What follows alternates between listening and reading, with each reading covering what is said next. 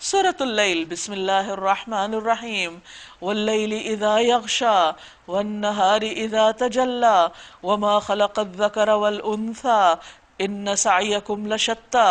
فاما من اعطى واتقى وصدق بالحسنى فسنیسرہ للیسرى۔ قسم ہے رات کی جب کہ وہ چھا جائے اور دن کی جب کہ وہ روشن ہو، دو مختلف چیزیں، اور اس ذات کی جس نے نر اور مادہ کو پیدا کیا۔ نر اور مادہ دو مختلف چیزیں، در حقیقت تم لوگوں کی کوششیں مختلف قسم کی ہیں، یعنی انسان کی کوششوں میں بھی اچھا اور برا دونوں چیزیں شامل ہوتی ہیں۔ تو جس نے راہ خدا میں مال دیا اور اللہ کی نافرمانی سے پرہیز کیا اور بھلائی کو سچ مانا،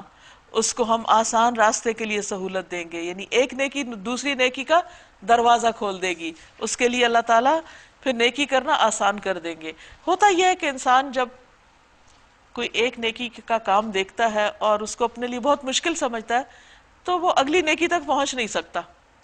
لیکن جب ایک دفعہ انسان اپنے آپ پہ کنٹرول کر کے ایک اچھا کام کر لیتا ہے تو اللہ تعالیٰ اس کو ایک اور اچھا کام دکھا دیتے ہیں اور یوں اس کے لیے خیر و بھلائی کے دروازے کھلتے چلے جاتے ہیں۔ اس کے برعکس وَأَمَّا مَن بَخِلَ وَاسْتَغْنَىٰ، جس نے بخل کیا، دل بھینچ لیا، وہ کام نہ کیا جو اللہ نے چاہا اس سے، اور اپنے رب سے بے نیازی برتی، اس کی بات سن کے نہ دی، وَكَذَّبَ بِالْحُسْنَىٰ، بھلائی کو جھٹلا دیا، نیکی کا موقع سامنے آنے پر اس سے فائدہ نہیں اٹھایا، اس کا انکار کر دیا، فَسَنُيَسِّرُهُ لِلْعُسْرَىٰ، ہم اس کو سخت راستے کی سہولت دیں گے، آسان راستہ جنت کا کر دیں گے اور مشکل راستہ، اس کے لیے مشکل راستہ بنا دیں گے جنت کو، یعنی پھر یہ جہنم کی طرف جانا آسان سمجھے گا۔ اور اس کے لیے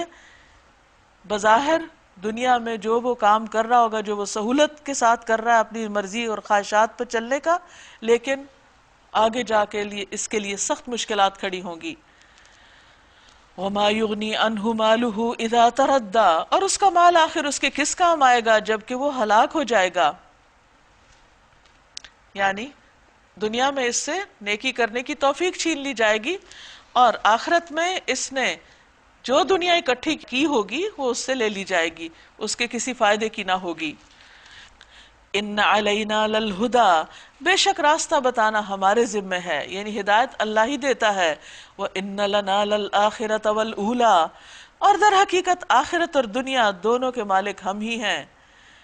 فَأَنذَرْتُكُمْ نَارًا تَلَظَّىٰ، میں نے تم کو خبردار کر دیا بھڑکتی ہوئی آگ سے۔ لا يصلاها الا الاشقى،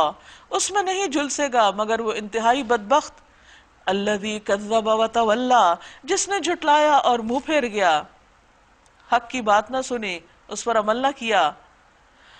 وسيجنبها الاتقى، اور اس سے دور رکھا جائے گا وہ جو سب سے زیادہ پرہیزگار ہوگا، متقی ہوگا۔ کون ہے وہ متقی؟ الذي يؤتي ماله يتزكى، جو پاکیزگی حاصل کرنے کے لیے اپنا مال دیتا ہے۔ تو اس سے پتہ چلتا ہے کہ اللہ کی راہ میں صدقہ خیرات کرنا انسان کے دل نفس کی آلائشوں کو بھی دور کرتا ہے، اس کے مال کو بھی پاک کرتا ہے، اس کے خیالات کو بھی پاک کرتا ہے اور اس کے لیے جنت کی راہ آسان کرتا ہے۔